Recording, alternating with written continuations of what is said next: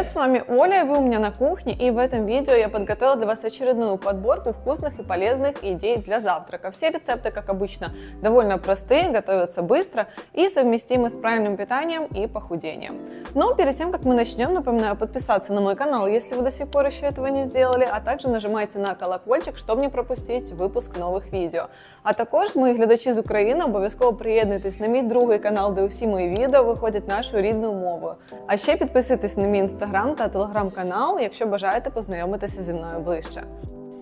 Итак, перейдем к первому рецепту. Для него сначала возьмем 2 куриных яйца, отправляем их в мисочку и добавляем 30 мл молока. Перемешиваем до однородности.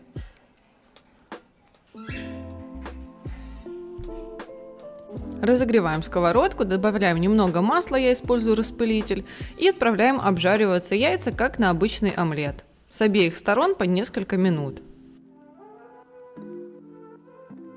Как он будет готов, снимаем его со сковороды на тарелку. Возьмем от 50 до 100 грамм шампиньонов и нарезаем мелкими тонкими кусочками.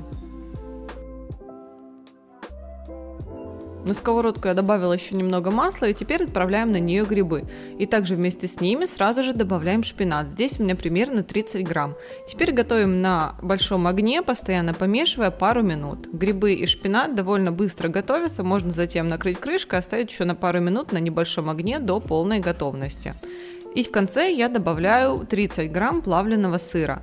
Готовлю пару минут, перемешивая, чтобы сыр расплавился и связал между собой грибы и зелень. Ну а теперь сырно-грибную начинку выкладываем на омлет и заворачиваем вот такой конвертик.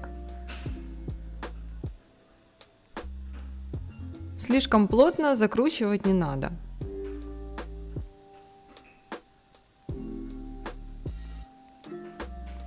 Добавляем немножко свежих овощей и зелени, и на этом наш завтрак готов.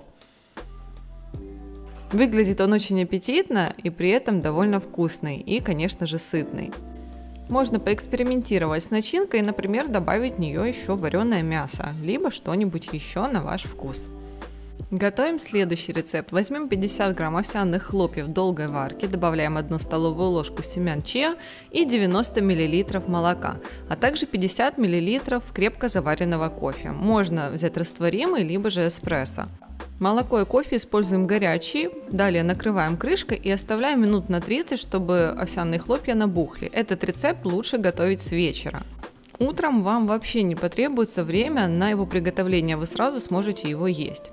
Овсяные хлопья набухли, теперь приготовим крем. Здесь у меня 150 грамм натурального йогурта, я добавляю 25 грамм ванильного протеина и хорошенько перемешиваю.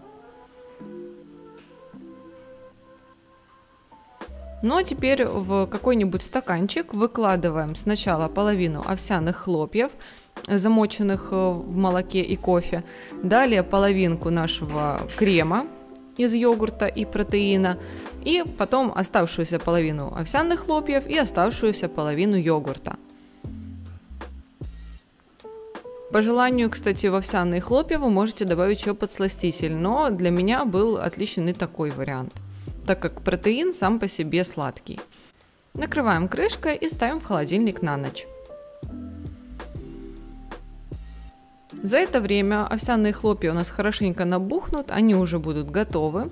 Посыпаем сверху какао и можно наслаждаться этим вкусным завтраком со вкусом тирамису.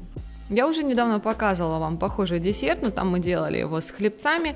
И вот я решила поэкспериментировать и исполнить его в виде ленивой овсянки. И результат мне очень понравился. Получилось вкусно и сытно. Но для следующего рецепта я взяла 300 грамм говяжьего фарша, добавила 1 чайную ложку соли и хорошенько перемешала. Можно также использовать любое другое мясо. Далее возьмем 2 круглых кусочка лаваша, можно вырезать их вручную, и на каждый из них выкладываем 75 грамм фарша. Распределяем его по лавашу тонким слоем. Я сразу готовлю 2 порции. Сверху добавим немного перца, Разогреваем сковородку, слегка смазываем ее маслом и выкладываем на нее лаваш мясом к низу. Тем временем мелко нарезаем листья салата. У меня это салат айсберг, он лучше всего подходит по вкусу, но можно взять и другую зелень. Также я натираю немного тертого сыра, здесь примерно у меня 50 грамм на 2 порции. Уже фарш хорошенько обжарился, через пару минут можно его перевернуть и сразу же сверху выкладываем сыр. Огонь делаем небольшой, чтобы лаваш не пригорел. Готовим еще пару минут под закрытой крышкой, пока сыр не расплавится. Ну а мясо должно быть уже полностью готовым. Я сразу готовлю и вторую порцию.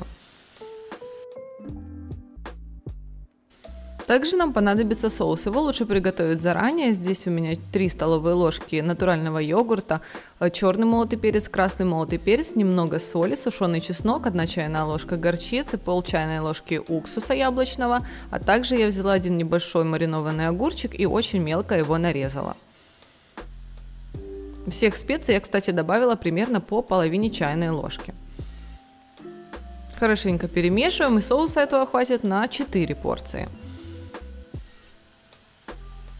Выкладываем листья салата.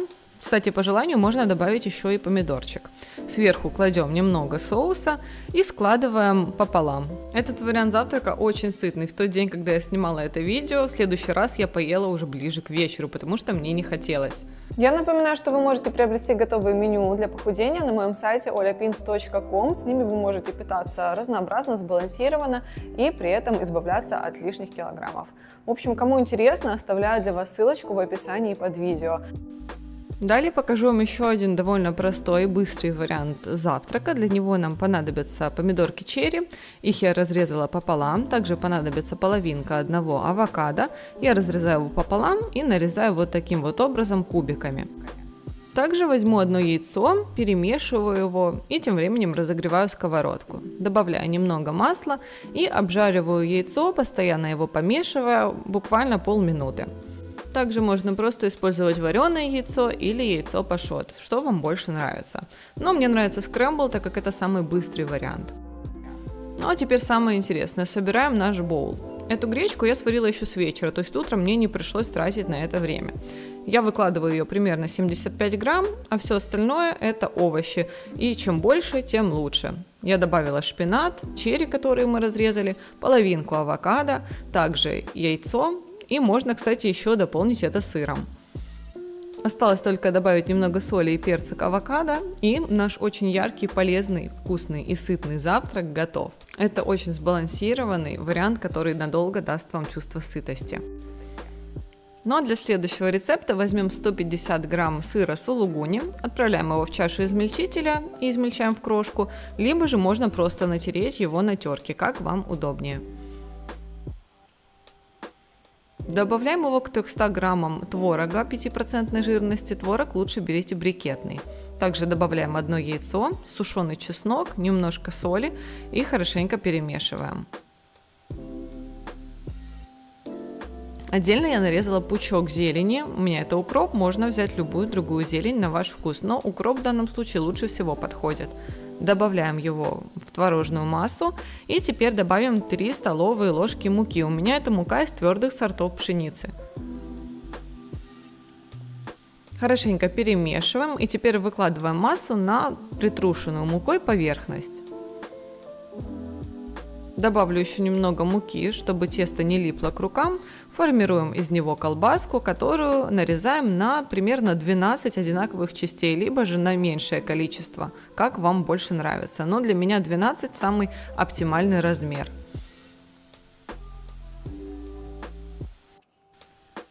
Ну а теперь из каждого кусочка формируем сырники. Если тесто будет липнуть к рукам, то смочите их водой.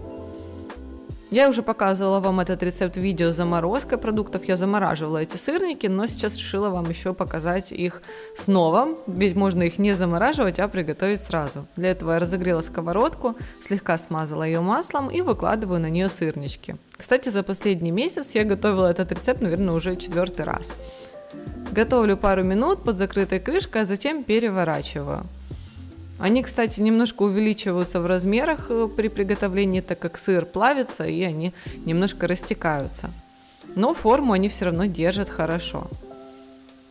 Готовым сырником добавляем немного сметаны, зелени, в общем, тут все по вкусу.